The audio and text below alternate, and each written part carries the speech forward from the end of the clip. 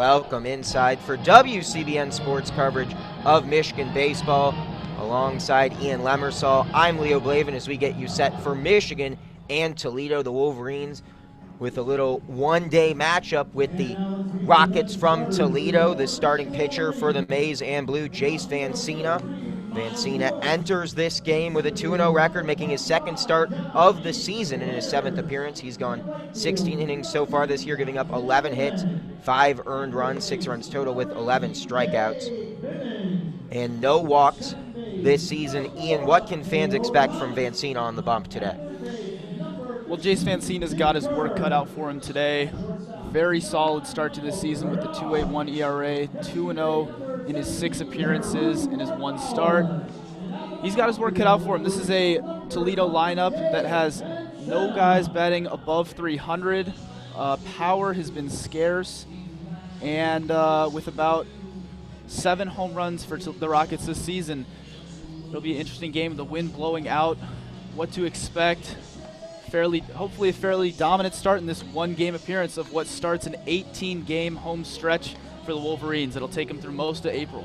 Nice opportunity for the Wolverines to recover after dropping 2 tough ones in their 3-game series at Maryland. The 2 favorites in the Big Ten met in Big Ten opening weekend of play, and the Wolverines return for a little non-conference action midweek.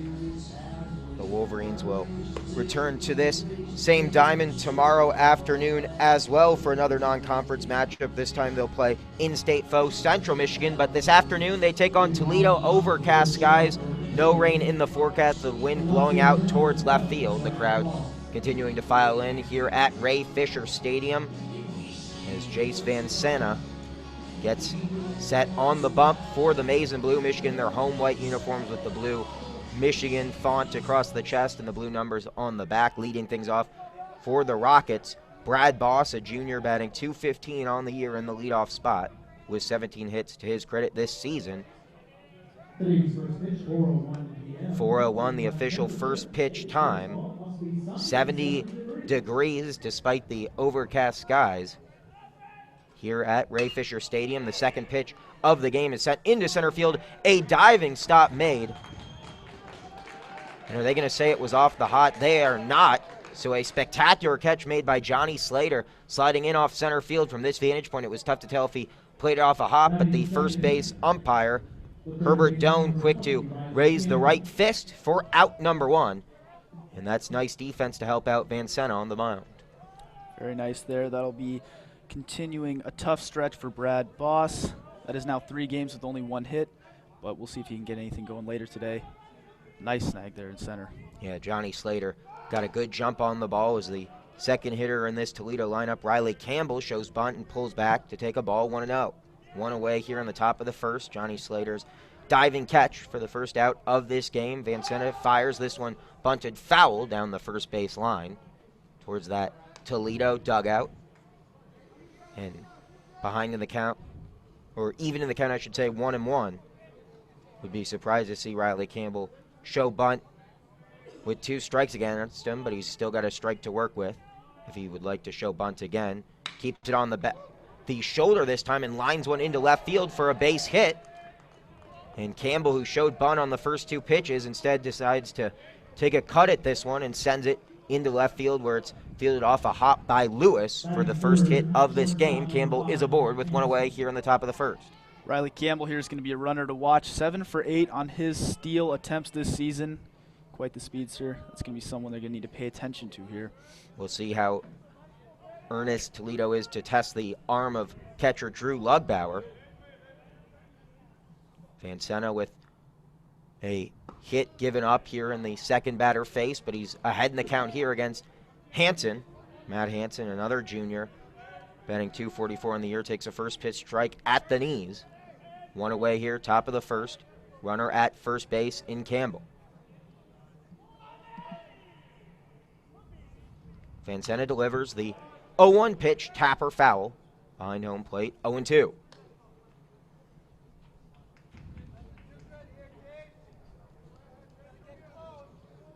A nice crowd in attendance for this home game, given the weather and overcast skies here to catch a little day baseball on this Tuesday here at the University of Michigan.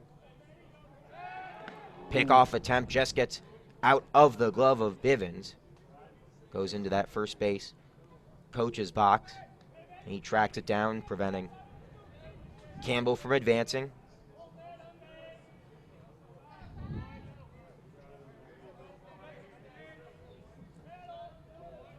Hanson readies to face the 0-2 pitch, takes a swing, pops it up into center field. Tracking back is Berdar from shortstop, and he catches it in the outfield grass about 15 feet beyond the infield dirt for out number 2. And Vancina, who got hit hard against that last batter, Campbell, induces the pop out for out number 2 here in the top of the first. And that will bring up Toledo's Dalton Bollinger. Quincy, Ohio native. They're one of their most productive power hitters in that cleanup spot. 16 RBIs on the season for him.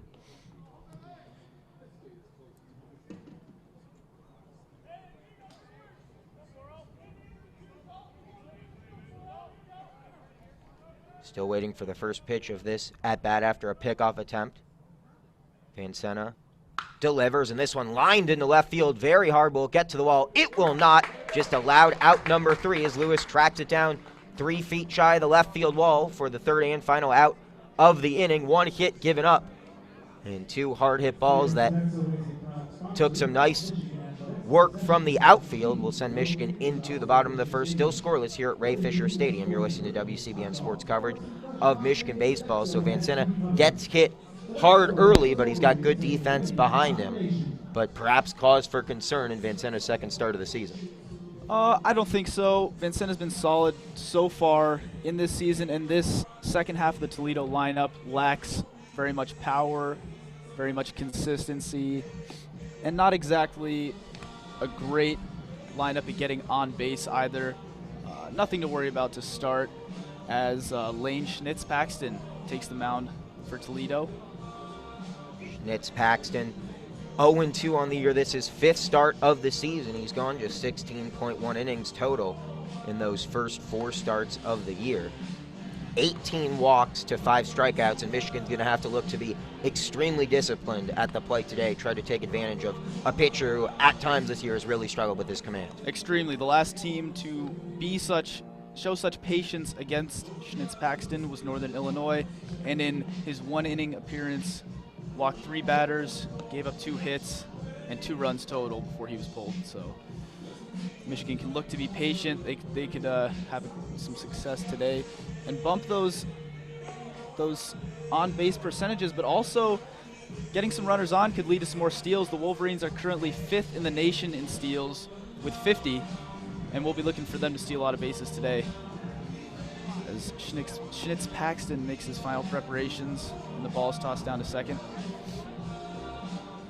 The Michigan bats were held relatively in check against Maryland, especially in those first 2 games. A combined 6 runs for the Wolverines, but the bats came to life in their getaway day win in College Park. The Wolverines winning 6-2 and hoping to keep that offense rolling here against Toledo. Leading things off, Akeo Thomas, one of the best leadoff hitters in the country at .322 in that top spot in the order with 3 doubles on 29 total hits. And he takes a first pitch outside for a ball, and he's ahead in the count 1-0.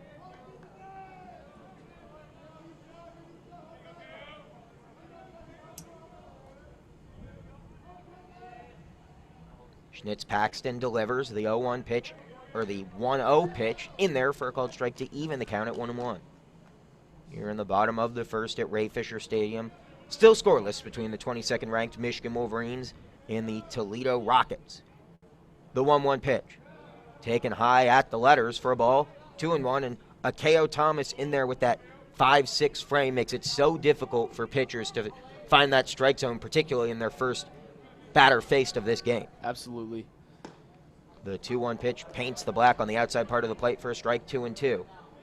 Akeo Thomas with 17 walks on the season. Look for him to be patient and wait for his pitch here.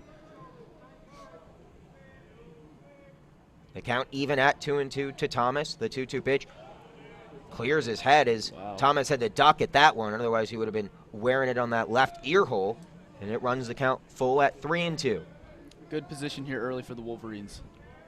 Lane Paxton finding himself in a bit of trouble with the count full in the first batter face. Thomas sends this one right back up the middle. Hansen makes the play and gets the throw in time to beat out the hard-charging Akeo Thomas, who left the batter's box with urgency. And he's a guy who, and he gets grounders in the middle of the infield. It's so hard to make that throw across the diamond in time. Great defensive work, though, by Hansen, who showed his arm strength for the first out of this game against Michigan. Absolutely. One of the fastest Wolverines and for sure the most productive base runner with 12 steals on 13 attempts this season. And now Johnny Slater, equally fleet of foot in the 2 spot for the Wolverines, digs in for the first time today with one away here in the bottom of the first between Michigan and Toledo. Schnitz-Paxton's pitch inside draws the hips back from Slater for ball 1. The wind continuing to blow out towards left field. The 1-0 pitch. This one taken high and inside for ball 2-0, and we're seeing the struggles with command from Schnitz-Paxton here early on.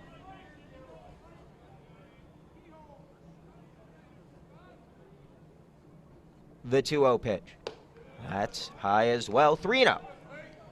Catcher taking a few steps out there, telling Schnitz-Paxton, reminding him to calm down maybe a little bit here. Slater likely taking all the way on the 3-0 pitch. That one low, but at the knees, and gets the call from home plate umpire Deron Brown for a strike, 3-1. One away here in the bottom of the first. Johnny Slater looking to get the Wolverines on the bases for the first time today, taking inside all the way for a ball.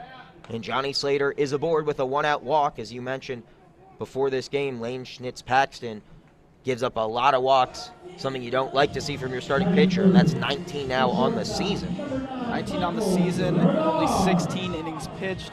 Leo, that's something he's going to have to tighten up on, especially against this Wolverines team that is quick on the base paths.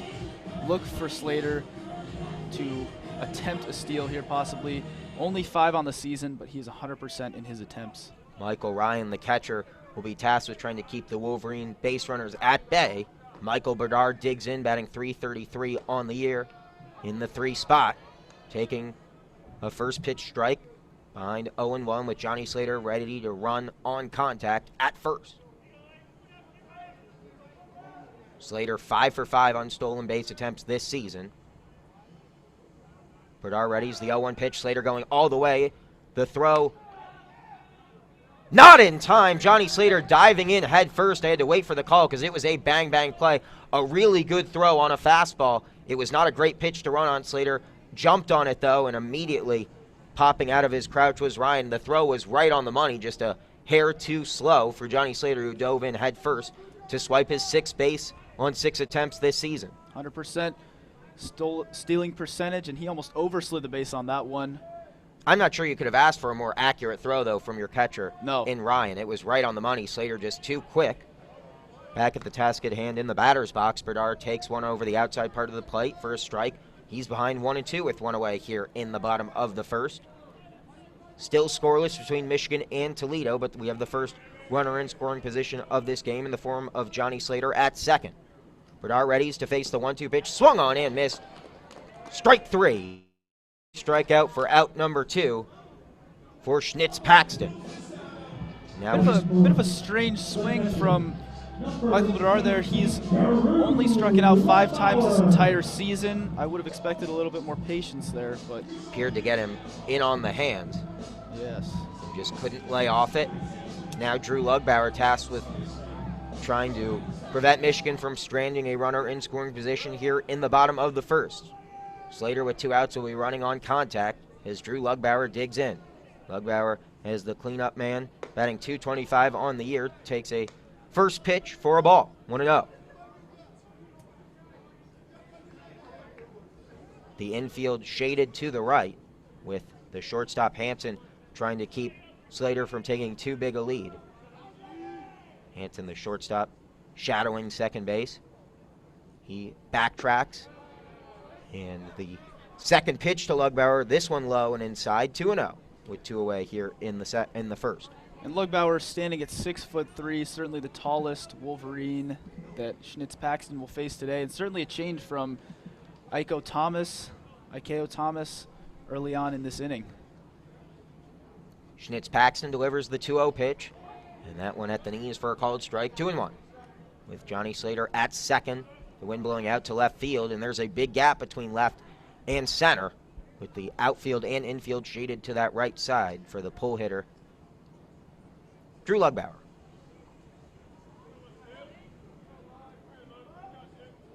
The 2-1 pitch, that one inside, and it got a piece of the right shin as well.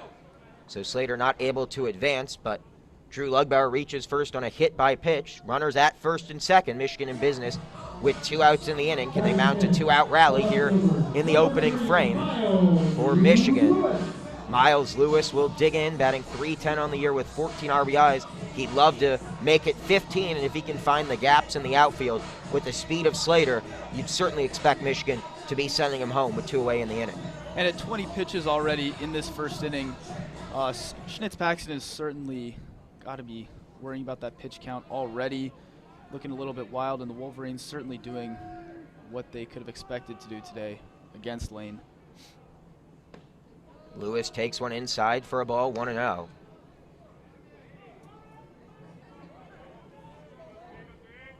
Jake Bivens waits on deck. Miles Lewis digging in, ahead in the count, 1-0, with Slater at second, waiting to run, and Drew Lugbauer at first. 2 outs in the inning. Michigan will be running on contact. The 1-0 pitch to Lewis, outside for a ball, 2-0. And Schnitz-Paxton's really got to settle down now. They need him to go a couple of innings during this midweek game. You don't want to burn up your relief pitchers with, in-conference play coming up this weekend. Absolutely. For both these teams. And that's 22 already for him. He's behind 2-0 to Lewis with runners at first and second. Lane Schnitz-Paxton gives up a hard hit ball down the right field line into the dugout, or the bullpen rather, that Toledo will be occupying during this game. 2 outs in the inning, runners at first and second. The 2-1 pitch from Schnitz-Paxton to Lewis upcoming. And Miles Lewis, a great hitter with that .310 average, but only a .190 hitter with 2 outs. We'll see if he can do something here. He'll certainly be looking to pull the trigger here. Hitting .379, however, with runners in scoring position, so we'll see which stat matters more here. The count runs up to 3-1, so it may not matter, as Schnitz-Paxton just has to get a ball over the plate right now. Otherwise, he's going to load the bases here in the first inning. Runners at first and second, 2 away. Bottom of the first between Michigan and Toledo. Miles Lewis readies for the 3-1 pitch from Schnitz-Paxton. On its way. Swung on, sent right back up the middle. Got in on the hands, though, so it's easily dealt with by Hansen, who takes it to second unassisted for the third and final out of the inning. Schnitz-Paxton works himself into a bit of a jam, but a nice Houdini act to get his Rockets out of the first unscathed. Absolutely. And, that was what the Wolverines could have hoped for. Schnitz-Paxton throwing 25 pitches in that first frame. And that's exactly what the Wolverines' strategy has to be today. Make him throw pitches, test his control, and try and get runners on. They did just that. But no hits yet and no runs for our Wolverines so far. We head to the bottom, or the top of the second, rather. And returning to the mound is Jace Van Senna, who looked really efficient in that first inning, and you said you weren't concerned about how hard he was giving up some contact, particularly the leadoff man, who Johnny Slater had to make a great diving stop in center field. So is this a guy fans should expect to give up a lot of those loud fly ball outs as this game progresses, especially with the wind blowing out towards left field? I'm not sure if we'll see a lot more of that, of what we saw in that first frame, but A.J. Montoya, the first batter for the Rockets in this inning, a .291 hitter, their best hitter on this team, but after him, it goes downhill from there, and he should have his work cut out for him. But a good start for the Rockets, certainly on the offensive end. Definitely making hard contact, and with the wind blowing out, some of those contact balls could come to fruition as hits. but only time will tell. Definitely not the best start for Jace Vancina, but he looks calm and he looks under control here.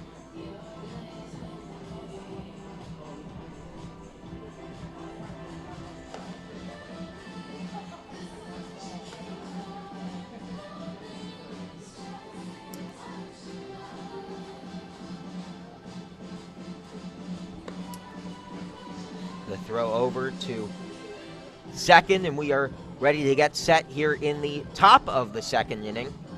You're listening to WCBN Sports coverage of Michigan baseball alongside Ian Lemersall. I'm Leo Glavin. As Michigan looks to take down Ohio neighbor, the University of Toledo. The Rockets coming in with a 5-18 record on the year. Michigan looking to start this lengthy homestand that will extend into late April. And they're hoping to start it off with a bang against their neighbors to the south. And Jace, with 6 appearances on the season, only one of those was a start, so we'll see when the late innings come around how he holds up. Behind here in the top of the second, 2-0 against A.J. Montoya. Montoya, the right fielder, batting .291 on the season. The 2-0 pitch. Belt high, but perhaps just missing inside, according to home plate umpire Darren Brown. Montoya ahead in the count, 3-0. Vancina delivers. In there for a strike over the outside part of the plate, 3-1.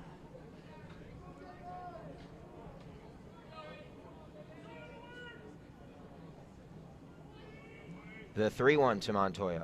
Swung on and missed, and that'll run the count full 3-2. Montoya well behind that pitch, as Vancina looks for his first strikeout of the game here in the top of the second. The payoff pitch swung on and missed. Strikeout number 1 on the afternoon for Jace Vancina, who got Montoya to swing and miss on back-to-back pitches for his first strikeout of the game. That'll be his 12th strikeout of this season in his 17 innings. Not exactly a strikeout pitcher, but certainly a good start for him in this late afternoon game. And now the designated hitter for Toledo, Olav Bettinger, fouls one off into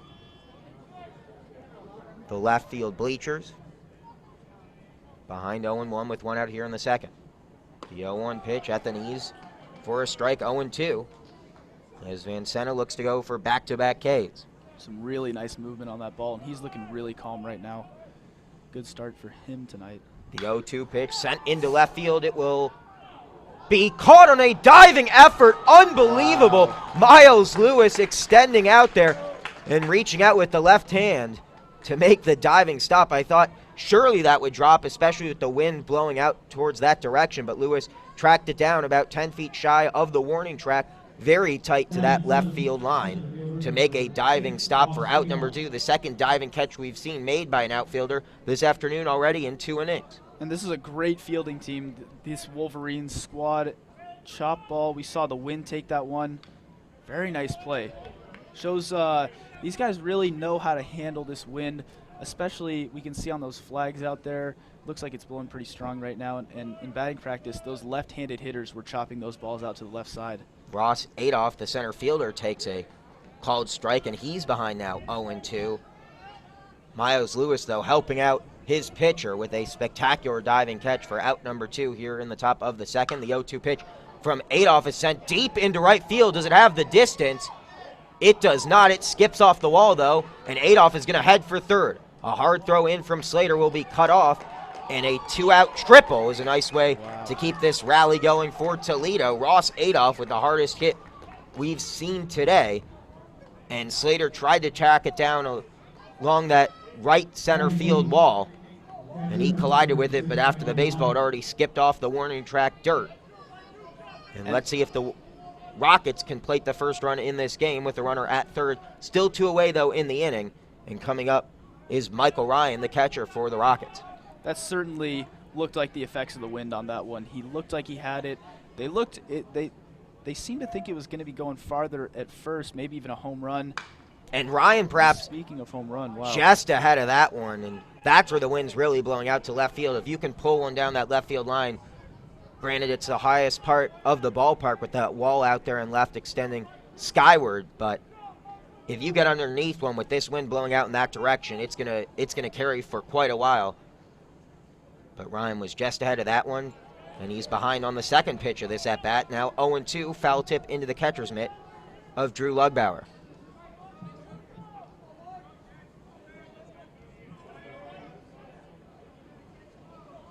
Two outs here, top of the second, runner at third in Adolph. Swung on and missed for strike number 3. As Vancena gets out of the jam after giving up a triple with 2 away here in the second. Michigan heads back into their dugout, still without conceding a run in this game. 2 hits now for Toledo in this one. Michigan looking for their first hit as we head to the bottom of the second. Still scoreless between the Rockets and the Wolverines on this, the Michigan Baseball Student Radio Network, WCBN FM Ann Arbor. Yeah, Jace Vancena there. This is only his second start of the season and only his 7th in his 3-year career. I think the pressure's definitely on today if he can have a starting role and be able to stretch out for late innings. And again, we'll see what he looks like in these later innings. He's not used to, starting these games and going so deep. His appearances in his career looks like 32 of those have come as relief versus 6 as starts. And I'm not sure if you're Toledo, what else you can ask from your lineup. They've had a lot of hard hits into the outfield, but great defense has been an issue for Toledo early on because they've had no trouble getting bat to baseball. However, Michigan's been flashing the leather out there between Slater and Lewis, left field and center field. Perhaps territory Toledo doesn't want to test with hard-hit baseballs. And in games that Schnitz-Paxton has pitched in, Toledo has lost in total, scored 24 runs, and given up 54. So certainly he hasn't gotten as much help as he's needed, with his average start being only 4 innings long on this season. Jake Bivens will lead things off here in the second. Still scoreless between Michigan and Toledo as the 22nd ranked Michigan Wolverines look to get back on the winning track here at home after falling in 2 of 3 to Maryland this weekend. First pitch of the bottom of the second sent right back up the middle. A diving stop missed by Gose at second. And Jake Bivens is aboard with a leadoff single here in the bottom half of the second frame. Nice piece of hitting by Bivens, who sent it right back up the middle past a diving Gose at second. Yeah, Schnitz-Paxton almost able to get a glove on that one. Not quite. Looked like he was about a foot away from that one. Nick Poirier, the next Wolverine, up to bat. Poirier, a sophomore, batting .266 on the year. You expect to see Michigan play small ball here with the runner at first. Try to advance him with no outs here in the second. Granted, it's still relatively early in this game. Well, Jake Bivens with 10 steals on the season. Oh. And they'll try to keep him honest right away. Schnitz-Paxton has read the scouting report as well, and he fires over to first for a pickoff attempt. Jimmy Kerr on deck for the Wolverines. Poirier still waiting for his first pitch from Schnitz-Paxton, the leadoff man, at first, and they'll try to pick off Bivens once again unsuccessfully. And this is something we saw on the West Coast trip for the Wolverines, as well as at Maryland, the pickoff, something you can expect to see a lot of from opposing pitchers, trying to keep those Michigan base runners honest. Absolutely. No outs here, bottom of the second, runner at first, and the pickoff, or the pitch out, I should say, is the first pitch Poirier sees, and he takes for a ball, 1-0. Not willing to concede anything right now is this Rockets defense to the Michigan base runner in Bivens.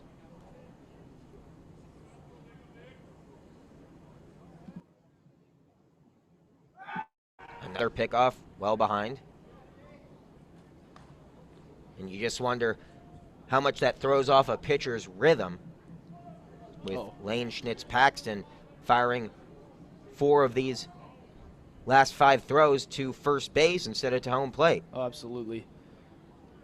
Ooh. And that one spiked in the dirt for a ball, 2-0. And at this point, Schnitz-Paxton's got to worry about Nick Poirier in the batter's box.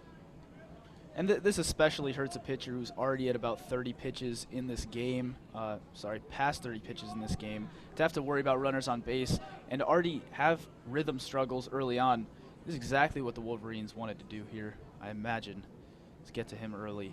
The 2-0 pitch, swung on, sent high into left field. The wind's not going to help it enough. Boss tracks under it, about 10 feet shy of the left field wall for out number 1 in the inning, and that will keep Bivens at first.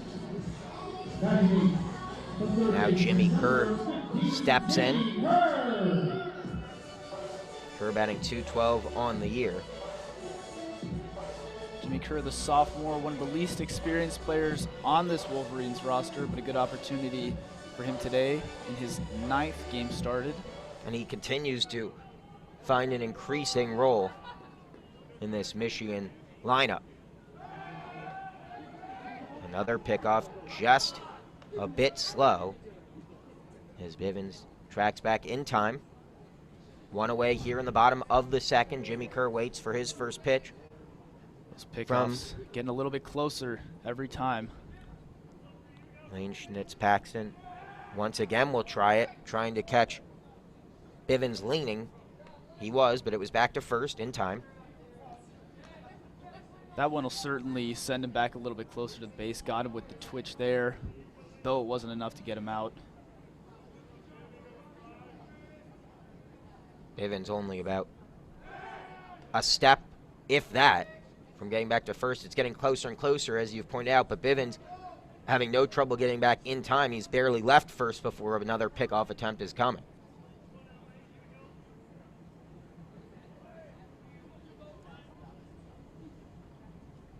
Schnitz-Paxton readies, delivers to Kerr, low and inside for a ball, 1-0. Bivens not going anywhere, stays at first.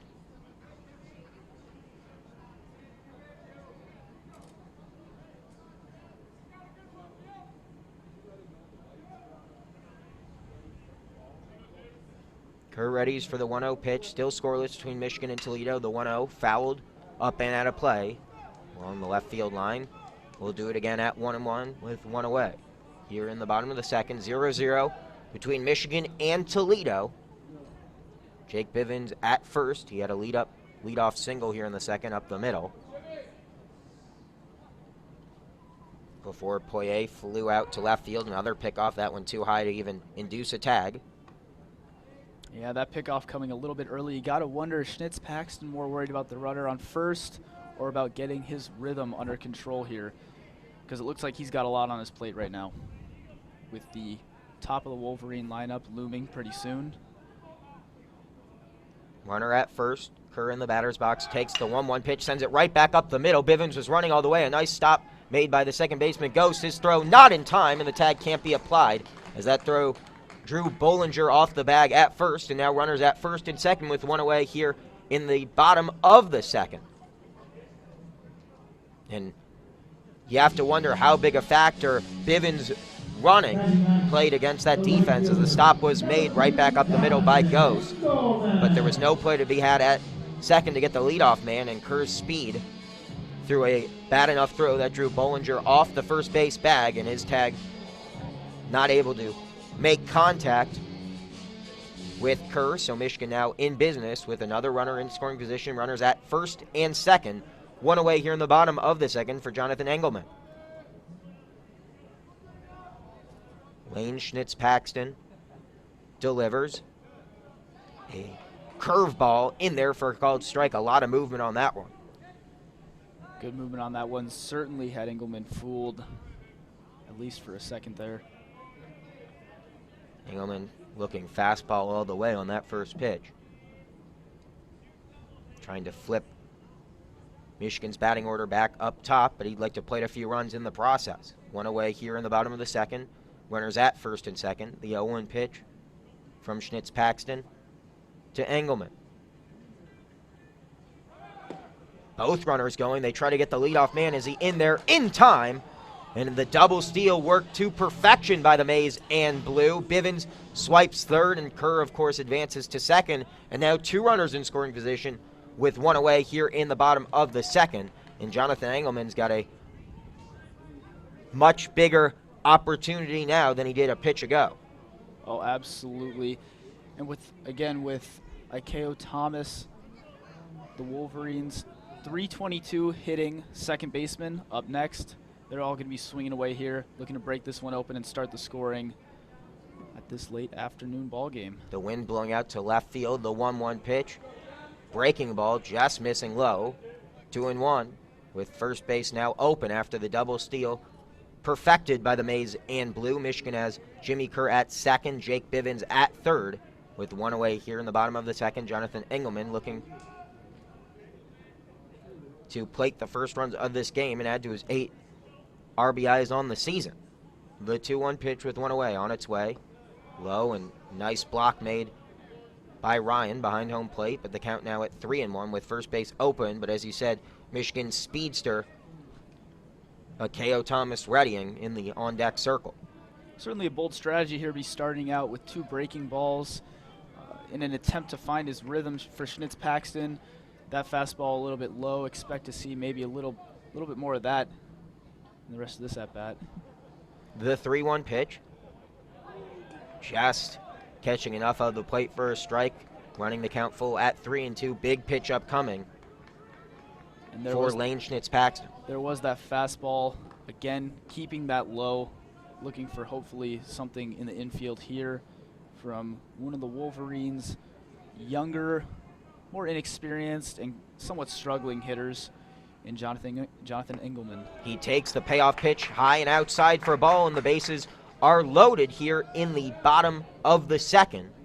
The Wolverines trying to take advantage of their 2 base hits in this inning. And Ikeo Thomas will be the man tasked with plating the first run of this game with one away here in the second. The double play very much in play, but with Thomas's speed, it's going to be especially difficult if Schnitz Paxton's able to induce that infield grounder. And certainly not the best position for Schnitz Paxton. Obviously, only the second inning with already bases loaded, but now he has to adjust to the 5'8" Ikeo Thomas and his smaller strike zone, and he was even having trouble finding those bigger strike zones, so we'll see what he can do here. The first pitch of the second at-bat Thomas has faced is high and inside for a ball, 1-0. Engelman at first, Kerr at second, Bivens at third, all 3 looking for a ball in the gap to advance and potentially score. With the speedster Ikeo Thomas at the plate, who's ahead in the count 1-0. The 1-0 pitch, that one high and inside for a ball, 2-0, and that's going to draw Ryan out of his crouch to go counsel his pitcher on the bump. Certainly the start the Wolverines expected today against the struggling Schnitz Paxton. Can they break that ERA above 5, sitting at 4.9 right now?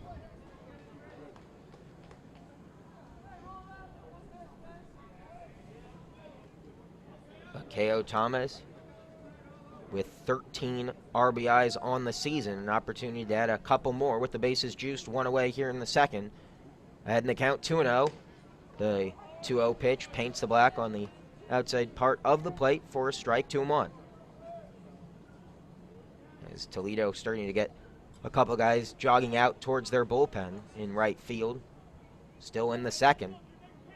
So far, Schnitz Paxton's only gone 1 1/3. And he's got the bases loaded here. The 2-1 pitch misses up high, 3-1, and there's no base open for Thomas.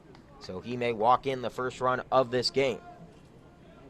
Bivens at third, Kerr at second, Engelman at first. With one away here in the second, 0-0 between Michigan and Toledo. Ikeo Thomas readies for the 3-1 pitch, and late time called by the catcher, Ryan. And Schnitz Paxton will have to shake that one off and return to the mound. The base is loaded, the 3-1 pitch. That one misses low in the dirt for a ball, and that will walk in the first run of this game. Bivens trots 90 feet to home, and Ikeo Thomas reaches on a 1-out walk for the first RBI of this game. And Michigan takes a 1-0 lead here in the second. You talked about before the game, Schnitz Paxton struggling with his command, and we're really seeing that early on. Oh, absolutely. And this is what I was thinking is the Wolverines would, already a very patient team, very dangerous on the base paths, would look to capitalize, and so far they've done just that, breaking his ERA above 5 up to 5.09, and that'll draw a visit from the Toledo coach here. And Joey Prechtel, the reliever for Toledo, getting up and loose in the bullpen, trying to get warm quickly. We also see a conference on the mound, pitching coach Josh Bradford out there trying to console his starting pitcher Lane Schnitz-Paxton, who still has a lot of work to do. One away here in the second. Akeo Thomas reaches on a one-out walk to plate the first Michigan run of this game. Thomas now at first, Engelman at second, Kerr at third. And certainly this has the makings of another shorter start for Schnitz-Paxton, who's only gone to 5 innings once on the season. Right now he's just trying to get out of the second. He's gone 1 1/3 and has already plated 1 run for the Maize and Blue as Johnny Slater digs in for the second time today. Slater reached on a walk in the first and will foul off the first pitch he sees here in the second. Up and out of play into the cars parked along the left field line.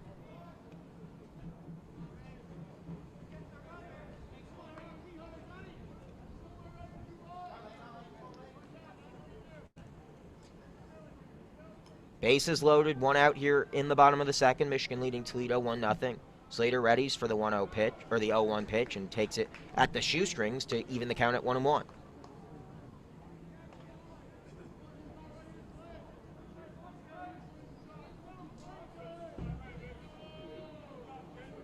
Michael Berdar waits on deck. Slater readies with the bases loaded and 1 away here in the second. His team, Michigan, already leading at 1-0. The 1-1 pitch in their first strike, 1-2. Nice response by Schnitz-Paxton after giving up his first run of the afternoon. Berdar certainly hopes he gets to dig in this inning. The .333 hitter with 3 home runs and that almost 500 slugging percentage for the Wolverines. They'd sure like to get him up in this inning as Schnitz-Paxton looks to find his rhythm. Looking for his second strikeout of the afternoon. He'll have to wait another as this one's tapped towards first, and the fire to home is made by Bollinger for out number 2 as they get the leadoff force out at home to prevent Michigan from plating their second run of the game. As the infield was in, and now Schnitz-Paxton 1 pitch away from getting out of the jam relatively unharmed. With 1 out in the inning and the bases loaded, if he only concedes 1 run in the inning, I think the Rockets will take it. Absolutely. And with 50 pitches lingering for him, you can only expect to see more relievers warming up as the Wolverines will be digging into the Rockets' relief pretty early on here. Michael Berdar steps in. The base is still loaded. That one inside for a ball 1-0 as he had to turn the lead shoulder. Right-handed hitter batting .330 on the year. Struck out in the first. As you said, just his 6th strikeout of the season. The base is loaded, 2 away. The 1-0 pitch from Schnitz-Paxton to Berdar, nicely blocked as that one was spiked, but Ryan once again up to the task behind the plate. Still, though, Schnitz-Paxton behind 2-0 once again, and there's no empty bases.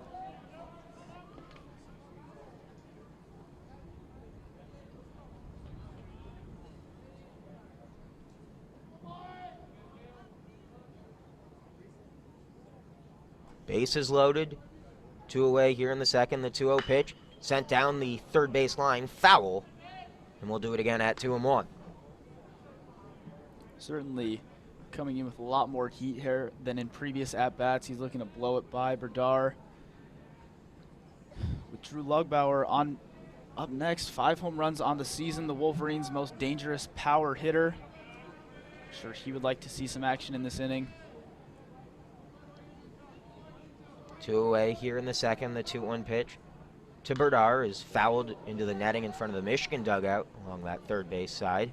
Takes a similar swing on a low inside pitch down by his legs. Looking a little bit impatient today. Strange for him as someone who, again, has, that .410 on base percentage, only 6 strikeouts on the season. And once again, they'll conference on the mound. It's been a slow 2 innings so far as we're nearly 45 minutes in. And Toledo just trying to get out of this one, giving up 1 run. The bases remain loaded. The count even at 2-2 to Michael Berdar with 2 outs here in the second, and the bases remaining full. As Michigan tries to bust this game open by hanging a crooked number here in the bottom half of the second inning. The 2-2 pitch, swung on set, right back up the middle. That's going to plate 2. K.O. Thomas coming around from second, in there with plenty of time standing up, and Michigan's got a 3-0 lead. Michael Berdar with a nice liner back up the middle, and the runners were going on contact with 2 away in the inning. Berdar with a 2-out, 2 RBI single to make it 3-0 in favor of the Michigan Wolverines. Just a nice hit right there, right up the middle. You can see the wind causing that to cut a little bit. The throw in very late. And it's going to be hard for the outfielders today on both teams to be throwing the ball in with accuracy because of the wind. We can see that ball cut really early by the pitcher's mound and make it to home only on 2 bounces. And here we go as Drew Lugbauer, the 225 hitter, but the power threat with 5 home runs on the season. 21 RBIs, digs in. Bases occupied by Slater at second and Berdar at first, with Drew Lugbauer, who was hit by a pitch back in the first, at the plate. Lugbauer, you know, has home run power. As the wind continues to blow out towards left field, maybe he goes opposite field here, but the Wolverines already leading 3-0, have to be happy with their efforts through 2 innings.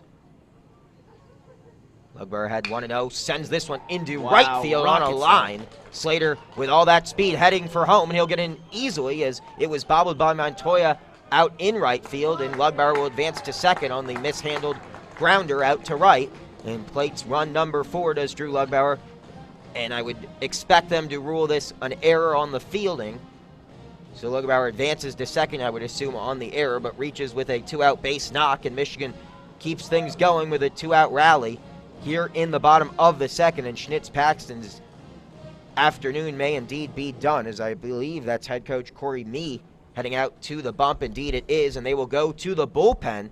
Drew Lugbauer with a 2-out single to right field, advances to second on the fielding error by that right fielder Montoya, and Slater scores from second. Michigan going to work with 2 outs has to please Eric Bakich. And what I was going to be saying is Drew Lugbauer in the warm-ups today, in batting practice, was, you know, absolutely roping the ball opposite field to that left side, taking advantage of that wind.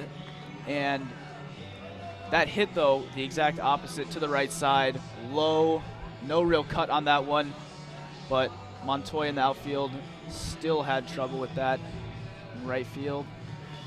And here we go as Schnitz-Paxton out already, and the Wolverines doing what they came to do, getting to him early, forcing him to throw a lot of pitches and testing his control.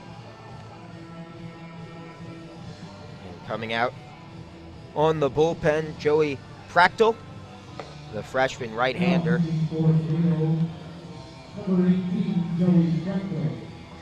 an unenvious position.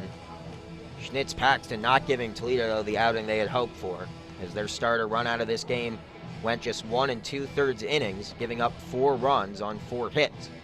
But the Michigan bats have come to life here in Ann Arbor on this Tuesday afternoon at Ray Fisher Stadium.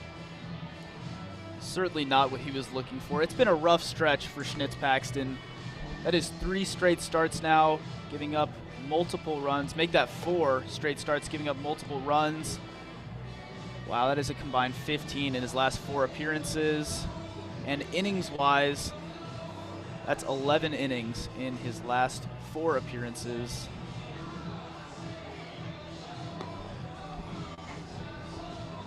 And the theme continues. Not a lot of run support for him. Of course, we're only 2 innings in here. And Toledo has been hammering the ball. They're not out of this one by any means, you know, strictly because of, you know, how well they've been touching the ball up early on in this game. But, you know, it's always tough, you know, in the middle of a bunch of games, having to go to your relief so early and burn those arms so early. And it doesn't appear that anyone else is in the bullpen for Toledo. So it looks like they'll be rolling with Joey Prechtel now. ideally for multiple innings.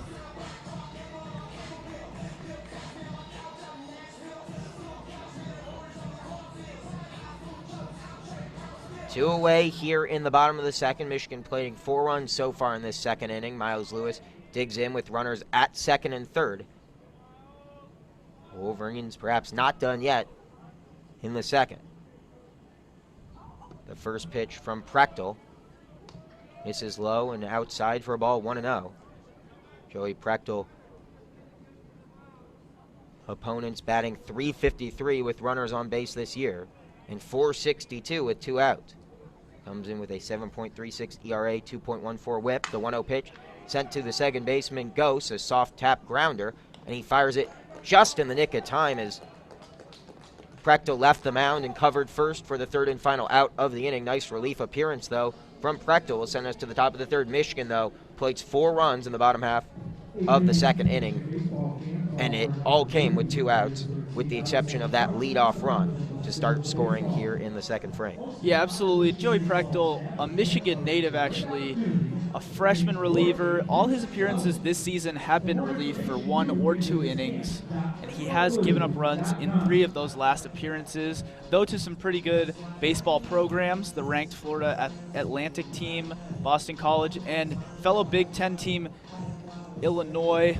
That is 3 straight appearances giving up runs for him. We'll see if the Wolverines can tag him early on here. It doesn't look like he'll be pitching based on what he's done this season any more than the next 1 or 2 frames. Some stretching going on by the non-starters for Michigan out in left field. The wind blowing out in that direction as well as we get set to start the top of the third. And you wonder what kind of impact this long bottom half of the second may have on Jace Van Sena, who's been sitting in the dugout for going on over a half hour. That was a very long bottom half of the second inning that included a new pitcher coming in. And what kind of impact could that have on the right-handed pitcher who's not used to starting, usually comes out of the bullpen and is heated and ready to go before firing the first pitch in a game? Now he's had to sit for a while. How long do you expect that to impact his right arm? Yeah, Van Sena was rolling early on in this game, although he gave up a lot of contact early on in those first 2 frames. He was definitely rolling, throwing strikes, and not very inaccurate, but that 30-minute break he just got, that could cause some trouble. We'll see early on here as he likely goes to his fastball in this first pitch, and we'll see if he can get something rolling here. With that 4-run cushion, he's got to feel as calm, if not more calm, than he looked before when he was throwing all those strikes in the first 2 innings. First pitch of the third inning in there for a called strike. And Van Sena answers my question early on. Didn't take him long at all to readjust. The 0-1 pitch swung on, sent foul down that first base side. And he's ahead in the count, 0-2. Has to feel good, though. Michigan's had such good starting pitching all year, and to finally get early run support, I know that's been a point that Eric Bakich has been hammering home throughout this season. It's nice to see it come to fruition here against a non-conference opponent on a Tuesday. Absolutely. And with Casey Gose, his first start. And this tapper just goes foul. As Van Sena let it hop a couple of times, and it was spinning all the way towards the Michigan dugout. So we'll do it again at 0-2. Yeah, Casey Gose swinging away here in his first start of the season and only his 12th overall appearance. Hitting at 143. He looks pretty comfortable up there, although Van Sena still dealing, still throwing hard, still throwing strikes for the most part. The 0-2 pitch. Van Sena delivers, swung on, and tapped foul. And we'll do it again at 0-2 as Van Sena will have to wait another pitch or so to perhaps earn his 3rd strikeout of the afternoon. As we close in on 5 p.m. here between Michigan and Toledo in the top of the 3rd inning, the Wolverines on top 4-0 over the Rockets. The 0-2 pitch, once again a defensive cut, and this will head towards the outdoor track along that first base line.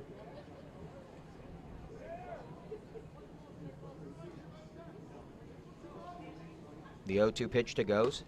Inside for a called strike 3. Wow. And Ghost goes down looking. Vancena with his third strikeout of the afternoon here in the top of the third. Yeah, that was nice. It looks like all questions have just been answered in terms of, Yeah, I guess we don't have to worry too much. No, that 30-minute break was nothing for him. As he faces the top of the lineup, starting over the Rockets with Brad Boss leading off here. A liner into right field, and this will drop for a one-out base hit as Boss is aboard with one away here in the third. A hard piece of hitting, and it skipped just in front of Engelman, who fielded off the hop as the Rockets try to claw back in this game down 4-0. They really could use a run or two here in the top half of the frame. Absolutely. Riley Campbell, one of the most productive hitters on this Rockets team so far this season. The .298 average, .375 on-base percentage. Not the greatest power hitter, but they'll look to get him on base so that the power and the rest of the Rocket lineup can do their thing. Pitch missing high and outside for a ball, 1-0.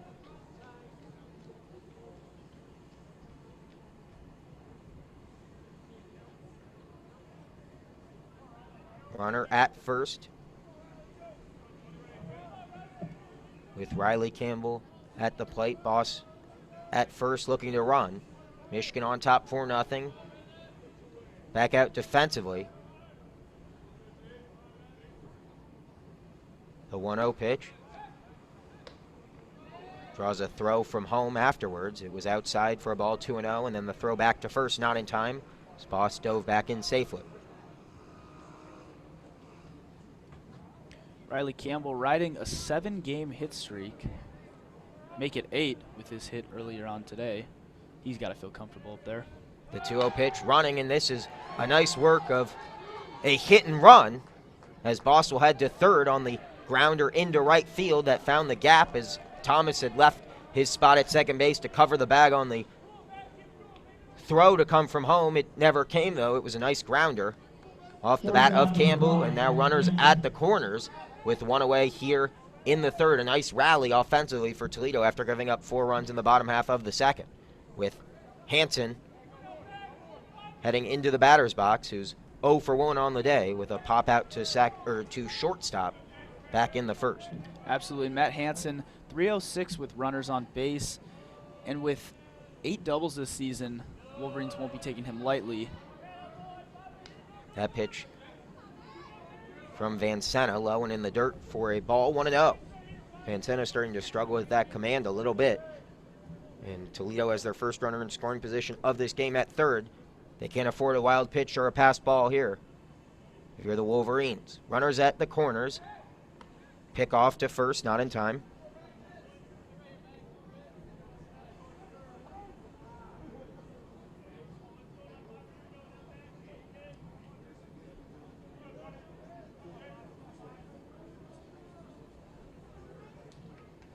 One out here, top of the third. Hanson delivers the 1-0 pitch. He sends it to second. Wow. The tag at second in time. The throw in time as well.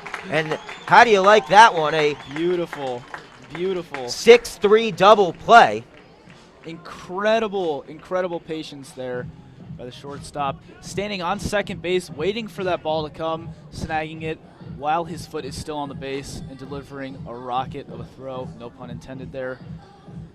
Berdar able to apply the tag with the right foot to the second base bag and fire it with a half step to spare.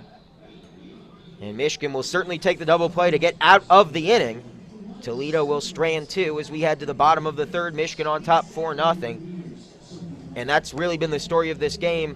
Whenever Vancena has given up hard hit balls, he's had the defense behind him to really help out his cause. And as you mentioned, great patience there by Berdar to not only wait and field it cleanly, but make the throw in time. Absolutely. That's 3 awesome plays now by the Wolverines, backing up Jace Vancena, who continues to get hit hard and is continuing to throw strikes and throw hittable balls. But, you know, the difference so far, you know, as much as these guys have in a sense, teed off on Vancina. The difference between him and Schnitz-Paxton was that he could throw strikes and he could hit his spots when he needed to. Schnitz-Paxton was not able to do that, and as a result, the Wolverines sit at 4-0 right now. The 22nd ranked Wolverines looking to maintain their presence in the top 25 of every poll in college baseball.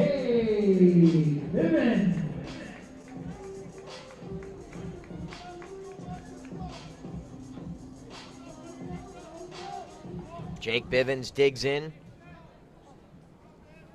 Reached on a single back in the second. Now in the bottom of the third, his Wolverines lead 4-0. He takes all the way for a first pitch at the knees for a called strike. Michigan plated 4 runs back in the second inning. They lead at 4-0 over Toledo here in the bottom of the third. Bivens sends a grounder just foul over the first base bag.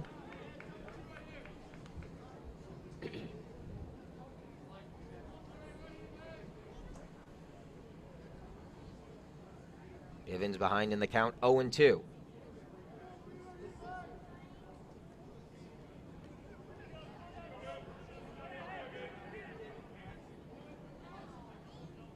The 0-2 pitch. Pass ball, but with no one on base. No harm, no foul. Just a pitch outside, running the count to 1-2.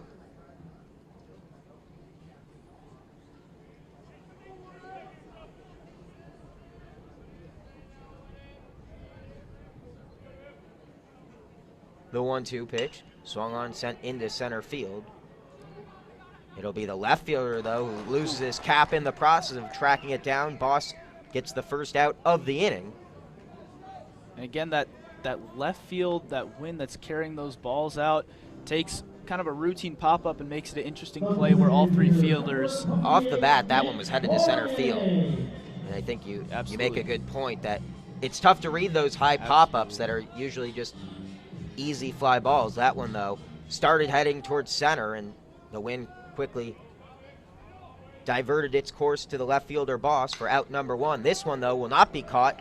It'll be fielded off a couple of hops in left field as Nick Poirier, on the first pitch he sees here in the third, sends a liner into left for a single. One away here in the third. Michigan on top 4-0 with a runner at first base, and they've had a base runner in each and every inning so far through 3. That's awesome. And it's especially nice getting to Joey Prechtel early on here. In his 7 innings this season, he's given up 8 runs, 9 hits. That's with 6 walks. He's wild, but certainly not as wild as Schnitz-Paxton was earlier on. And they'll be looking to capitalize here against a pitcher who, young, but certainly had some appearances in this season, though not maybe the success he was hoping for in those 7 1/3 innings. One away here in the bottom of the third. Michigan on top 4-0. Jimmy Kerr digging in. Takes a pitch outside, 1-0, with Nick Poirier at first, ready to run.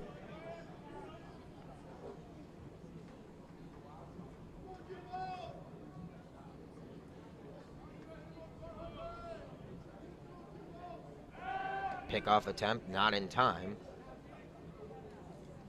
With Nick Poirier looking to run at first. Poirier, 3 for 3 on stolen base attempts this year. Takes a aggressive lead on the pitch, but won't go, and that pitch missed outside to run the count to 2-0. Jimmy Kerr looks to his armband on his left arm as he gets the signal from Eric Bakich, the Michigan head coach, who has led the Wolverines to a 17-6 start on the season. The 2-0 pitch to Kerr, sent into left field. The wind sending it a little bit deeper, but I'm not sure it'll have enough if it's caught a few feet shy of the left field wall warning track for out number 2. His Boss has caught 2 flyouts here in the third inning, as Poirier will stay at first. Michigan on top 4-0. And the second most inexperienced Wolverine in this lineup today, Jonathan Engelman, will step in the plate for his 2nd appearance of the day. And it seems like already we're nearing the top of the lineup again.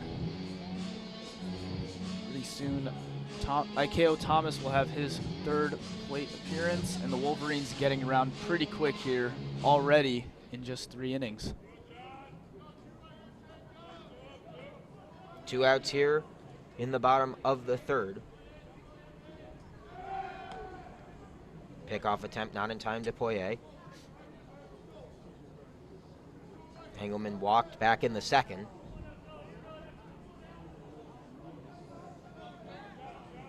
Michigan looking to compile another 2-out rally. They plated 3 runs with 2 outs in the second inning. Poirier trying to work himself into scoring position, but he's being held close to that first base bag, the second pickoff in as many attempts. Not necessarily a dangerous threat to steal, but he's 3 for 3 on his attempts, so certainly he chooses his spots correctly, chooses those situations right, and he is 100% in his attempts. First pitch Engelman sees is low for a ball, 1-0. Poirier at first. The pitcher, Joey Prechtel. We're seeing some very accurate pickoff attempts from Prechtel, though none of them are quite in time. Nick Poirier not giving him a lot of space to work with, not too far off the base. Michigan's lead 4-0. Prechtel came in, though, and has yet to give up a run as the Wolverines left 2 stranded in his relief appearance. He's given up 1 hit. That coming off the back of Nick Poirier. It's definitely always interesting to see what you get pitching-wise in these one-game showdowns like what Michigan and Toledo have today. Both teams coming out with guys who are primarily relievers. It's especially difficult, I think, for Michigan as well. They're the number 22 team in the country, very much in line for an at-large bid if they don't go on to win the Big Ten tournament. I don't think you can say the same thing for Toledo at 5-18. Their hopes very much weigh on if they can somehow make a run in the MAC this year. So this game, I think, could only hurt Michigan, and Toledo, just given their start to the season, I'm not sure even beating a ranked opponent on the road would be enough for them to vault themselves into an at-large contention. So it's a tough scenario for Michigan where they can't afford to lose. A win doesn't help them that much. And meanwhile, for Toledo, you know they want to save their best pitchers for these weekend series against MAC opponents as Engelman fouls one off to run the count even to 2-2. And, you know, Michigan, the pressure certainly is on today. Ranked number 18th in the last poll prior to what now has them at 22. The Wolverines lost 2 of 3 to their, big-time conference rival Maryland. And the pressure is certainly on because they are, maybe only a couple more losses from not even being in this top 25, which they can remain in by winning, games like this, these single games in between the big series. Another pickoff attempt. That's 5 or 6 now in this at-bat that Jonathan Engelman has faced, with the count even at 2-2, 2 outs in the inning. Nick Poirier ready to run at first. The Wolverines on top 4-0 here in the bottom of the third over the Toledo Rockets. Prechtel delivers the 2-2 pitch, missing low at the shoestrings. Will run the count full at 3-2. Certainly a high-pressure spot here because Ikeo Thomas, the second baseman, hitting .322 for the Wolverines, up next with that tricky 5-8 strike zone. And if he gets a chance to take some hacks here, they certainly got to be afraid of that .441 on-base percentage and what he might do. The payoff pitch in the dirt, and that will send Poirier to second, and Engelman to first with a 2-out walk. Michigan with another runner in scoring position, and as you said, the leadoff man, Ikeo Thomas, back up at the plate. As the Wolverines look to plate a run in the second straight inning, they lead at 4-0. You're listening to the Michigan Baseball Student Radio Network, WCBN FM Ann Arbor.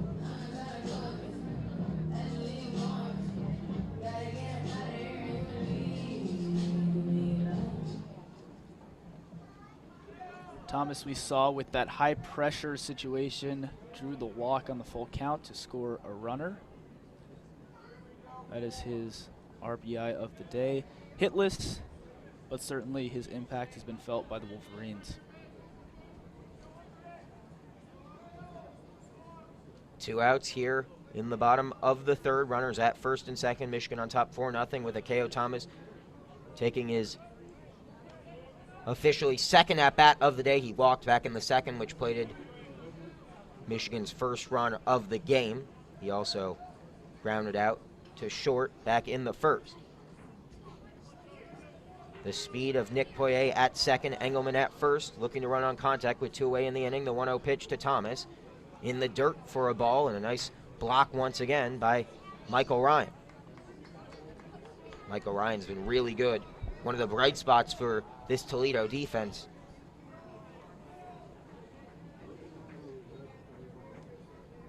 The 2-0 pitch from Prechtel to Thomas. Prechtel sees bunt flashed his way by Thomas.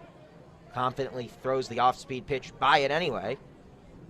And gets his first strike of the at-bat to 2-1 with runners at first and second. Engelman reached on a walk. Poirier with a single. And Poirier, the leadoff runner at second, as Thomas fouls one hard off some metal light poles over the Toledo dugout. 2-2 with 2 away here in the bottom of the third. Runners at first and second. Prechtel looking to keep his efforts scoreless and go 2 innings of work in a relief appearance. Certainly looks like he's settled down here.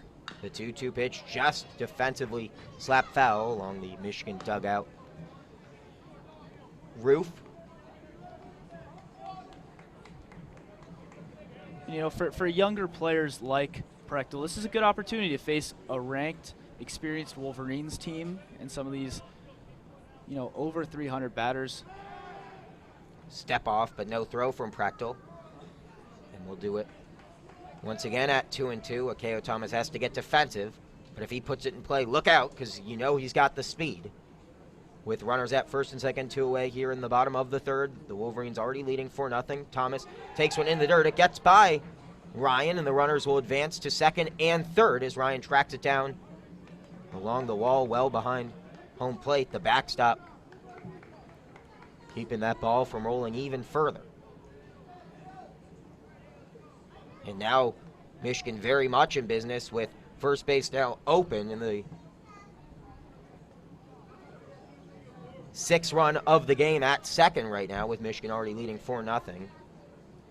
Poirier at third, Engelman at second off the wild pitch. Thomas ready to take the payoff pitch. Inside, and a strike 3 swinging. A nice pitch on the inside part of the plate, and Thomas got defensive, couldn't make any contact, and Prechtel gets out of the jam. One pitch after allowing 2 runners to advance into scoring position. A nice response from the freshman will send us to the top of the 4th inning. You're listening to Michigan Baseball on the Michigan Baseball Student Radio Network, WCBN FM, Ann Arbor. For information, visit GoBlue.com. You slide over. Please do unmute it. Whatever you need.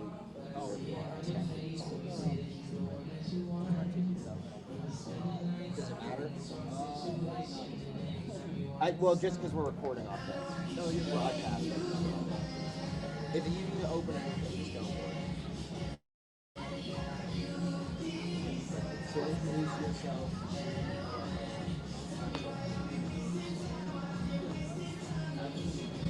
Yeah.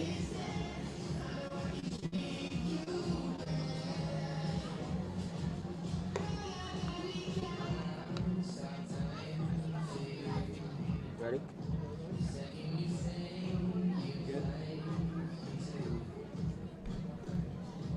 And back with you on WCBN Ann Arbor. I'm Ian Lemersaw. I'll be doing play-by-play. Joining me alongside a good associate of mine, Peter Monahan. Peter, how are you today? I'm great. I was fortunate enough to listen to you guys and catch the first 3 innings of this one. It's been a good game for the Wolverines. Can't say the same about the Rockets, but you know they're still in this one. Yeah, this is what the Wolverines needed. I mean, you know, you look at a team that was starting to slip out of the top 25, now sitting at 4-0 here today in kind of a tweeter game, you know, between some of the bigger series, between some of the, you know, in-conference series that are going to be coming up. I believe Penn State is the next one of those. Yeah, it's big to pick up, like you were saying before, the big wins between the series, the games in between, like the next game against Central. Absolutely, and Vancina steps on the mound up against Dahl. baseman for the Rockets.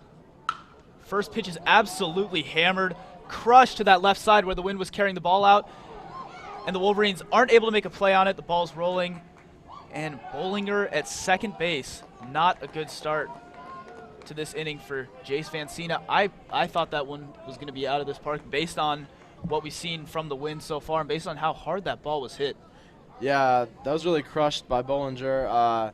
I thought the wind would take it, but the Wolverines were fortunate enough to have the ball fall just short of the home run line.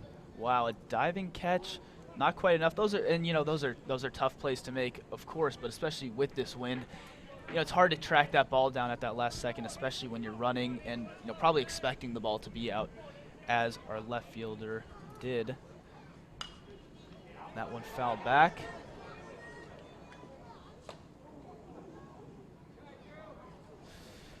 Unable to make the play is catcher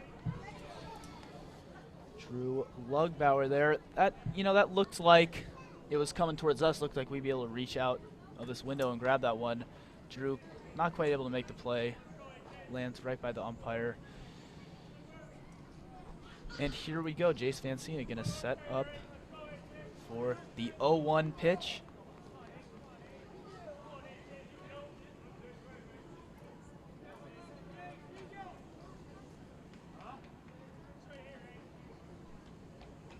Vancina fires that one a little bit off speed inside for ball one. That'll even up the count here at 1-1.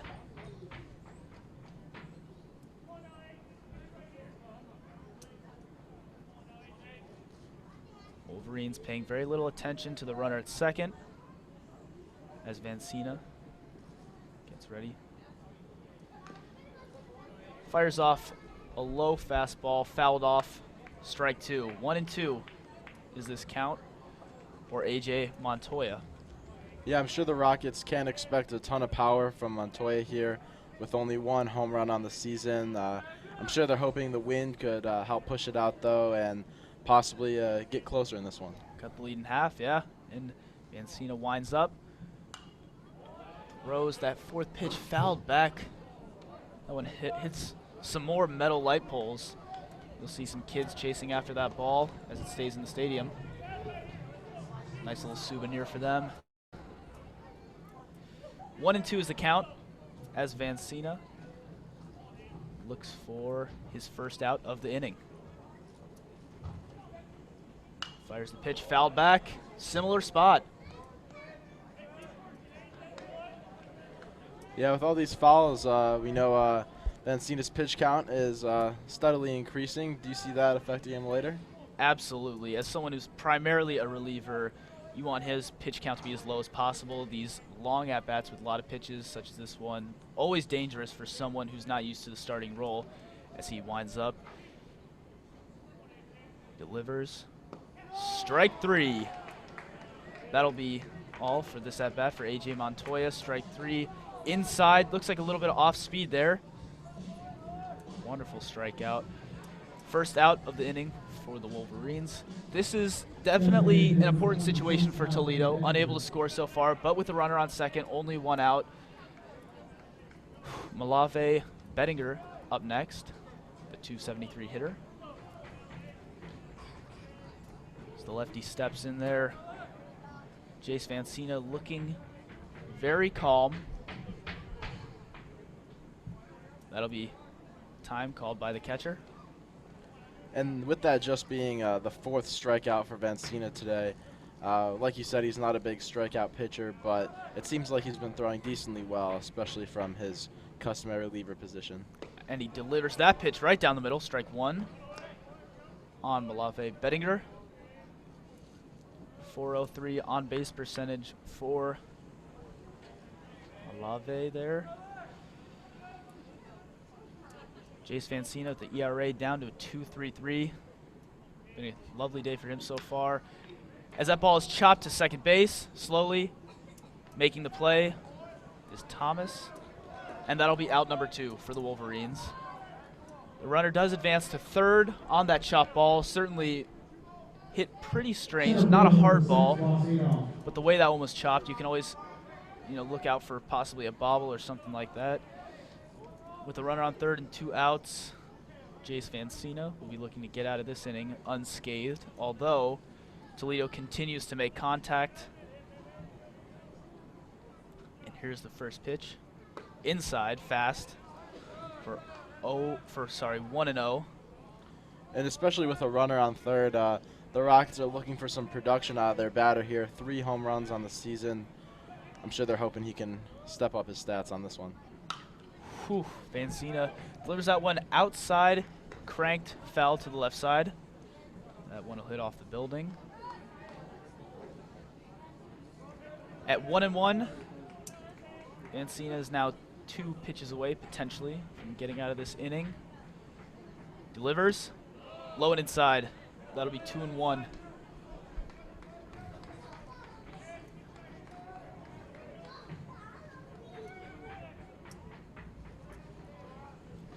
Vancina gets ready for that 4th pitch of the at-bat. Throws that one. Similar spot. Ump thinks about it. No good. 3-1 count.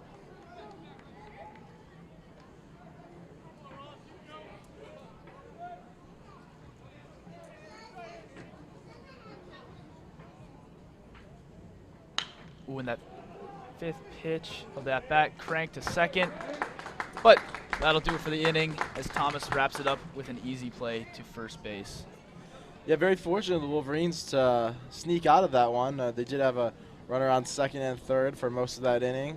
Do you see that as kind of a return of Vancina's strong pitching, or just simply the Wolverines' good defense today?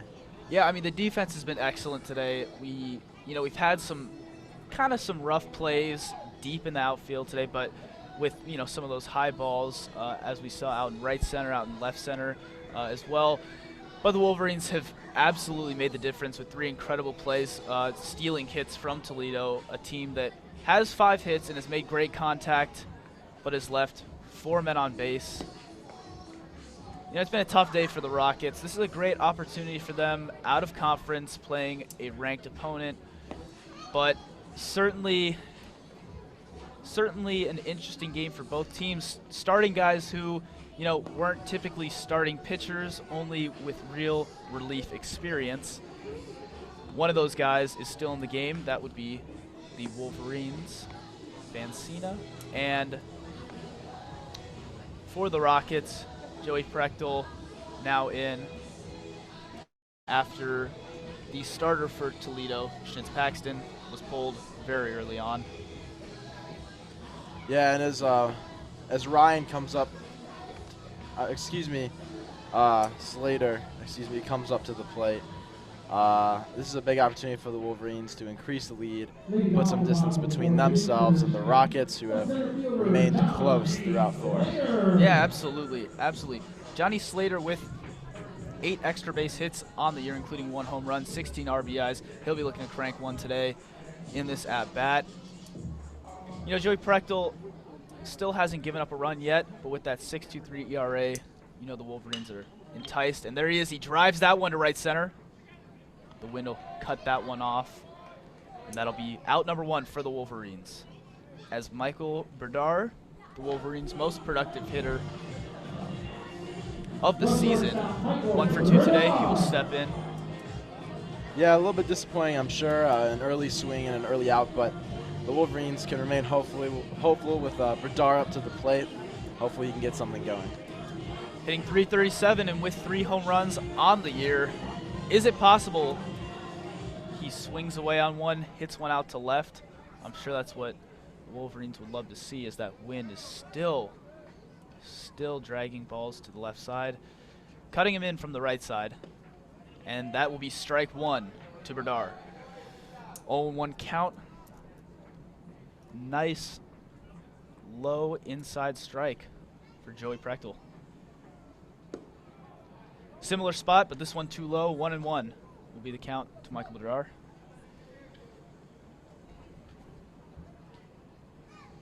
And like we've seen today, Berdar has been swinging a little bit more. Oh, there it is. Oh, that one will stay in play to the third baseman. And he'll throw Berdar out at first. A quick bang-bang play. That ball looked like maybe it was headed for the foul side. He probably wishes it was. And that is 2 outs for the Wolverines as Drew Lugbauer, the Wolverines' most deadly power hitter, will step up to the plate. Drew with 5 home runs on the season, was chopping a lot of balls to the left side of the field during batting practice, certainly taking advantage of the wind pattern we're seeing here as the first pitch comes through, and he cranks that one to the right side, just too far right for the second baseman. That'll be a single. Another early swing for the Wolverines, but this time ends up with a hit. I'm sure that's very encouraging, especially with Radar being a little bit more aggressive today. Yeah, not exactly working the counts against Joey Prechtel. Only 26 pitches so far in the game for him. You know, that's good in terms of being able to keep him in, but the Wolverines are swinging away and having some success, though no runs have come through against him yet. It looks like there's some early action, looks like some stretching potentially in the Toledo bullpen, but don't expect to see anything too soon as Joey Prechtel is only sitting at that 26 pitches. Miles Lewis steps in, shows bunt, ball's outside. That'll be a 1-0 count against Miles Lewis, the Wolverines' .310 hitting left fielder. Wolverines check Lugbauer first. He is safe. Joey Prechtel gets the ball back, and he winds up for this second pitch of the at-bat. Shows bunt again, but that ball too low to touch. 2-0.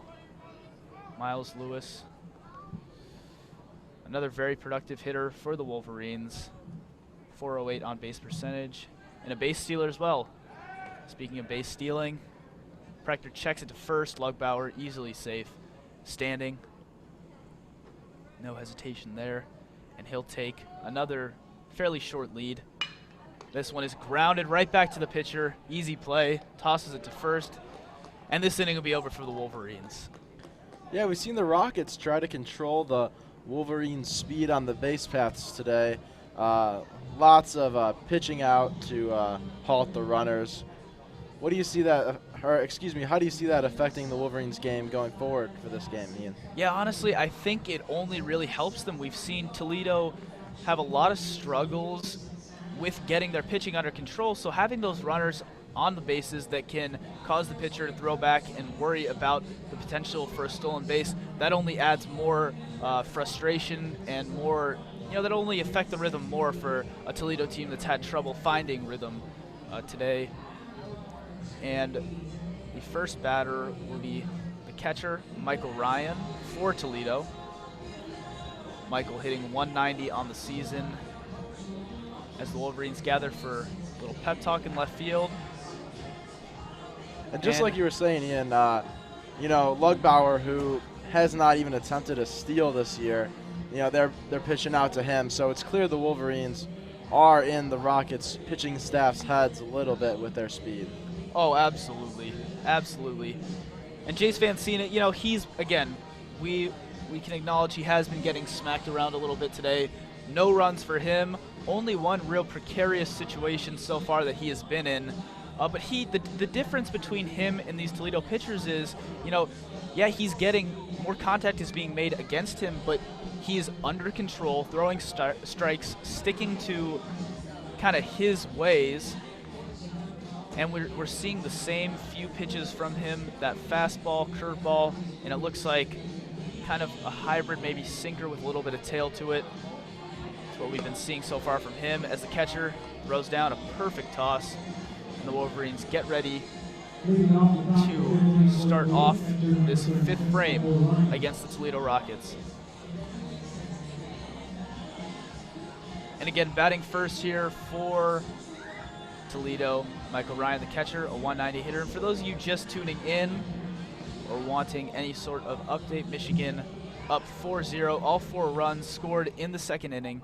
The Wolverines have 6 hits on the day as opposed to Toledo's 5, but have been more patient and forced longer counts as strike 1 is thrown. A nice curveball by Jace Vancina. A little bit of tail on that. Big whiff by catcher Michael Ryan. And that one will be ball, 1-1, as Michael starts out his, I believe, second appearance of the day. 0-1 with a strikeout in his first. That pitch is hammered to the third baseman. A beautiful play. Oh, and a rocket thrown to first. That'll be the first out of the inning. A beautiful, beautiful snag by the third baseman. Oh, wow. Jimmy Kerr on that one. Not even in front of the ball, sticking his glove out. You know, it looked like maybe he'd be hoping for the best, but he flicks the wrist, gets that ball, comes up, and delivers a stunning throw right to the neck level of first baseman Jake Bivens. First pitch fouled off against second baseman Casey Goes. Yeah, I think that play at third is really indicative of the Wolverines' strong defense today behind Vancina, and shows why the Rockets have been unable to score. Absolutely. Inside curveball, low. That will be ball one. Even out the count at 1-1 with one out for the Wolverines. 4 amazing defensive plays by the Wolverines today. And that second pitch is fouled off to the right side. Will that hit a car? Almost. Almost. All the fans anxiously looking over.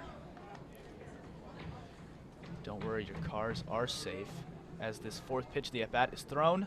Strike 3. That one is tipped but caught by the catcher.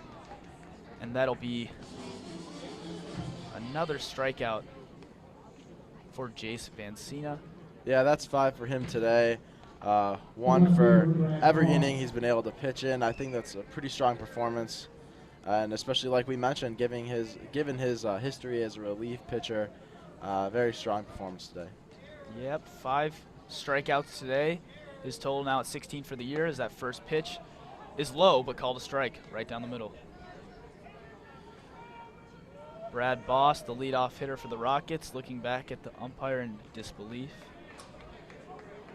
You better believe it, Brad. It's 0-1. Pitch number 2. Chopped to the left side. Sorry, third baseman bobbles it. Diving, he is unable to make the play. And Brad Boss will reach base for the second time of this game. Unfortunate for Michigan on that one, but only one of the few bobbles they've had today. They've looked very strong otherwise, and with 2 outs remaining, with 2 outs right now and only 1 out remaining, the Wolverines shouldn't be in much trouble. And I mean, not an easy play by any means for the third baseman. Jimmy Kerr on that one. He already made an incredible play. Almost 2 for him, as Riley Campbell, hitting 2 for 2 on the day, 306 in total, steps up to the plate. Here comes the first pitch. That one's outside. Umpire won't think about it. 1-0. Riley Campbell hitting 306 on the season, a 381 on-base percentage. With runners on, he's hitting 372, not bad. As that second pitch, he bunts right back to the pitcher. Pitcher will throw it to first. And Vancina will make that play easily. Kind of a strange, you know, play there. A 306 hitter with a runner on and 2 outs, bunting right back to the pitcher. I didn't really expect to see that one, but Vancina makes the play easily back to the first baseman. Kind of a strange play with 2 outs. Perhaps he was just trying to catch the Michigan defense off guard and maybe lay a ball that would go his way. So understandable to try to shake things up, but maybe not what you need when you're down by 4 right now and can't seem to get anything on the board. And a nice overcast day here at Ray Fisher Stadium, with Michigan Stadium lurking behind right field. Overcast day with fairly consistent winds, though they have died down just a little bit. You can expect to see more cutting from the ball on that left side, though the flags are dying down in terms of their wind-induced movement. Beautiful day, causing almost every player out there to be wearing some form of sleeve wear. And many of the infielders with the pouch, fanny pack looking things to keep the hand warmers, I believe they're called. I'm not going to say fanny pack on that one, but. And here we go. The bottom of the 5th inning, Wolverines will step up to bat. game, even in terms of hits, at 6 apiece for the Rockets and the Wolverines, but very uneven in score. 4-0 for the Wolverines. Never quite felt threatened so far today, but still quite a few innings to make up the difference for the Rockets if they can get to Vancina. Although I will say the Wolverine relief has been very good this season. Yeah, and I think the Wolverines might have an opportunity to extend their lead even farther in this bottom of the 5th. They have Bivens, Poirier, and Kerr up, all of whom have hits this game, so they've made contact and got on.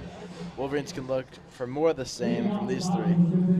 And in his only ninth start of the season, Jimmy Kerr's been swinging away today, so look for him to continue that trend. And like you said, 3 straight hitters who all have a hit today. None of them batting quite near 300, but they'll be swinging away, of course, against Nolan Silberhorn, the new pitcher for Toledo, currently rocking that 0 ERA. And he throws that first pitch low down the middle, but that'll be ball 1, 1-0.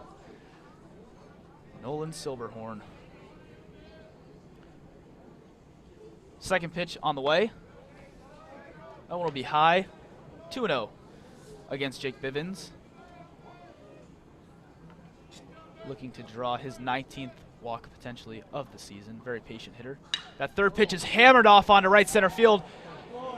Right fielder unable to make a play. That one will hit the wall.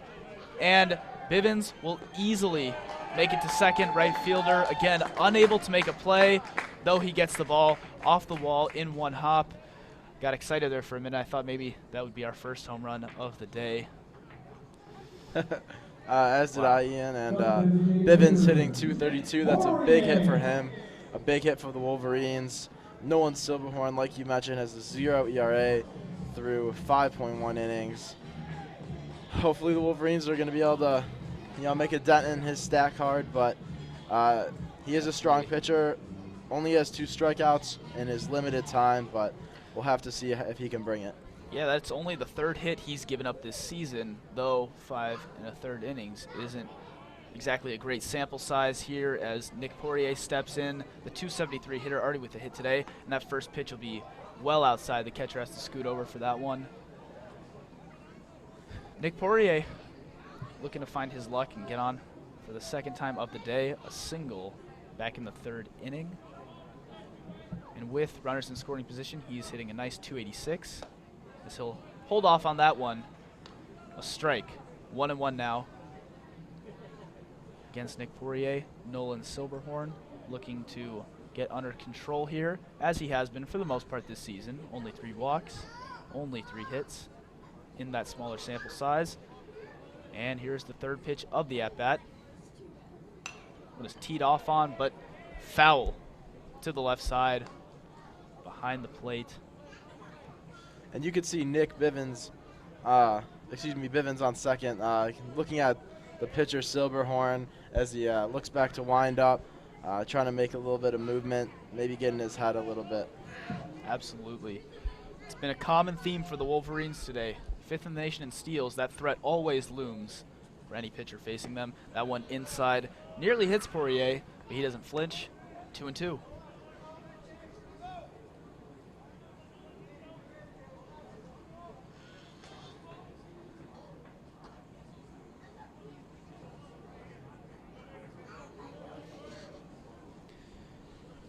Two pitch on the way. Smell of popcorn in the air. And that one outside. 3-2 count. Nick Poirier looking for that 14th walk of the season to even out his walk to strikeout ratio at 1-1. Not sure that's something he cares about, but it'd be nice. And ump timeout on the catcher. And here we are, 3-2. Silberhorn winds up, and he throws it outside. Easy walk for Nick Poirier. Yeah, that's a nice walk for the Wolverines, who have been able to kind of change their pace of swing recently. They were hitting pretty aggressively, and they've been able to slow it down, take a walk there, and with no outs. There's a man on first and second with Kerr up to bat.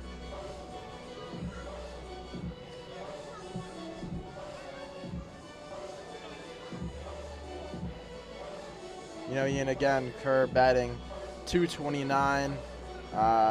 Not sure if he can make the big play here with only one home run on the season. I know you're hoping for a home run here, but hopefully he can make a big swing for his team and put some more runs on the board.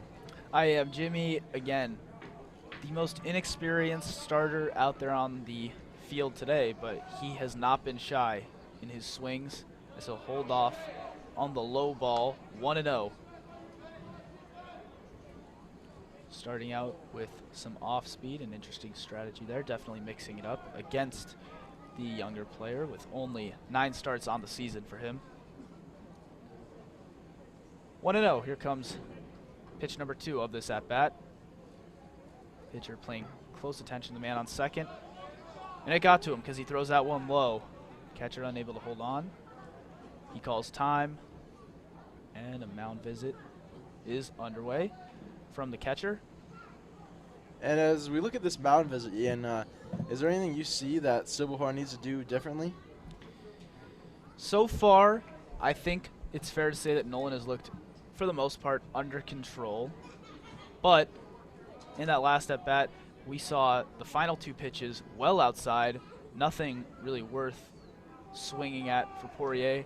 Definitely would have been nice to see more control there, but Nolan Silberhorn, he looks okay right now as he gets ready for this 3rd pitch and delivers it down the middle, foul to the left side. I'm hearing a car alarm, though I don't know if it is from that foul ball.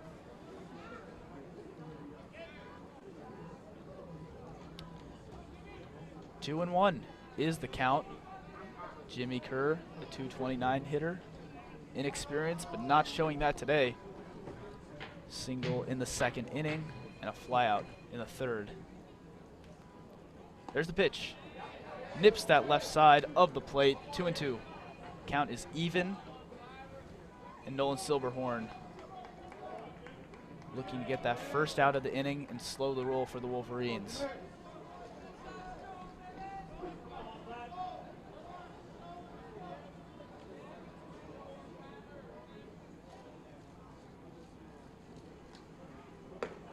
Big swing, but a big miss. That'll be a strikeout for Toledo and Nolan Silberhorn. Yeah, you could hear the Rockets dugout really cheering their pitcher on and showing their support for him. With only 1 out now, man on first and second. And you know, Toledo being the weaker team here and down 4-0, think maybe there wouldn't be as much life in that dugout, but there still is, because they know that 4 runs maybe isn't so much when they have quite a few innings to make it up, and when they've been getting nice contact on the Wolverines all day. And Jace Vancina, as it looks like Jonathan Engelman will step in to round out the Wolverines order. And the runner at second, Jake Bivens, with a nice stutter, gets the pitcher to bite.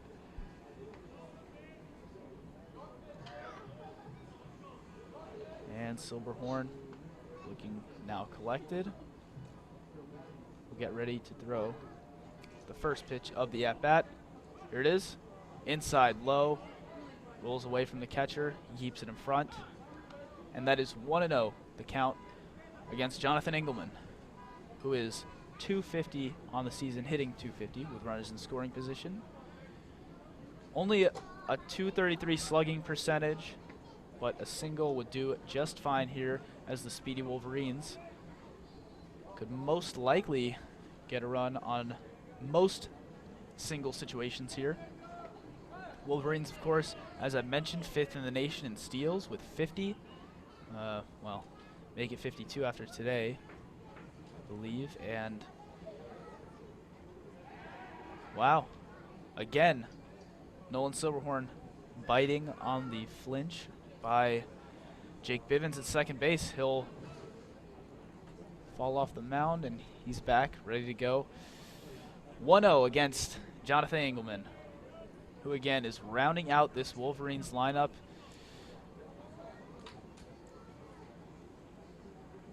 Here's the pitch. Inside, bounces in front of the catcher, 2-0. Catcher will need to take a visit after that one. Ryan, the catcher. Yeah, 2-0 right now, Ian, but Silverhorn has pitched well with runners on base so far, and I'm sure a ground out and a double play here would be exactly what the Rockets are hoping for. Absolutely, to any corner of the field. Speedy Wolverines without their best base runners on. Only 3 combined steals on the season for the men on base right now, although Toledo treating them both as a threat. And that's a strike. Strike 1 of the at-bat for Nolan Silverhorn. 2-1 is a count. Nolan maintaining his composure here, standing off that right side of the mound against the righty. He'll look to deliver a strike here at 2-1. Here comes the pitch. Swung on, fouled, chopped to the left side. Foul ball. That one will hop over a little wall there behind third base. 2-2 is the count. 2 walks today for Jonathan Engelman. He showed a lot of patience, as he has in this at-bat for the most part. This will be the 5th pitch of the at-bat, and he's really done a good job working up those pitch counts today on both the pitchers the Wolverines have seen thus far. No activity in the bullpen right now, and Toledo seems to feel confident in their guy, Nolan Silverhorn, who winds up for the 5th pitch of the at-bat. He steps off, seemingly worried. That's his 3rd time stepping off as a result of Jake Bivens' movement on second base. I'm sure Jonathan Engelman here is really desperate for a hit with a 217 average. Absolutely. Wow, that one will just, ooh, I mean, that hits him, but really an uneventful hit by pitch there. He just kind of saw that one all the way, didn't really flinch, hits him on the upper thigh, and now the bases are loaded. Wow, that's not what I was expecting from that, intense at bat. Yeah, kind of a strange game for the right fielder Engelman right there. That's his 3rd time on base, but with no hits, 2 walks and a hit by pitch. So, good game for him getting on base, but unable to get the hit. And like you said, big opportunity for the Wolverines here. Bases juiced with 1 out. Ikeo Thomas, one of the Wolverines' best hitters, a speedster, dangerous on any ground ball, steps up to bat. And the first pitch, curveball, nips the right side of the plate, strike 1.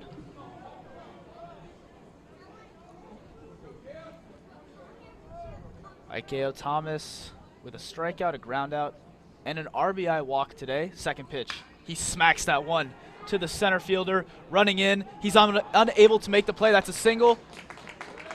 And 1 run will plate for the Wolverines. Yeah, really a perfect placement by Thomas there. Just dropped between the shortstop and the center and left fielder to get the RBI and put the Wolverines up 5-0 right now in the bottom of the 5th. Beautiful, 5-0 with only 1 out, bases still loaded, and both of Ikeo Thomas's RBIs today have come with the bases loaded, though both came in different ways. One by a walk and one by that bloop single there that the wind carried in. The center fielder saw that one off the bat, hesitated before finally coming in and realizing the wind was pushing that one towards the left fielder. Very fortunate there for the Wolverines as Johnny Slater, the center fielder, steps in. Hitless today, but with a walk. He'll take on that one inside. Almost hits the shoulder there. 1-0 will be the count against center fielder Johnny Slater. Good take for Slater with already a walk today. Maybe looking his way into a second. He smacks that one in the right center gap. Center fielder gets there in time, but not in time to stop the Wolverines from plating 2 runs on that RBI single. Beautiful, beautiful hit from Johnny Slater. Perfect one to the right side. Unable to hit that right center gap with his speed, could have been a triple, but 2 RBIs played nonetheless, and the Wolverines are up 7-0. Exactly, Ian. Huge hit for him and the Wolverines. Excellent placement there, and this zero ERA we were talking about earlier. It's up to 2 now with Silberhorn still in the game for the Rockets. And a quick sprint out to the bullpen by a few of the Toledo players indicates all you need to know about how this inning has gone. Pitch 1 is smacked to the left center gap. Center fielder would be there in time, but not close enough into the field to stop Aiko Thomas from scoring the Wolverines' 8th run. An RBI flyout to left center field from Michael Verdar. That'll be his 14th RBI of the season. And really smacked that one with the wind being of a little bit of assistance, though it wasn't quite far enough to the left side to get the full effects and to possibly even carry that one out. That'll be an RBI for him, though, nonetheless. First pitch, a strike. Thrown to catcher Drew Lugbauer.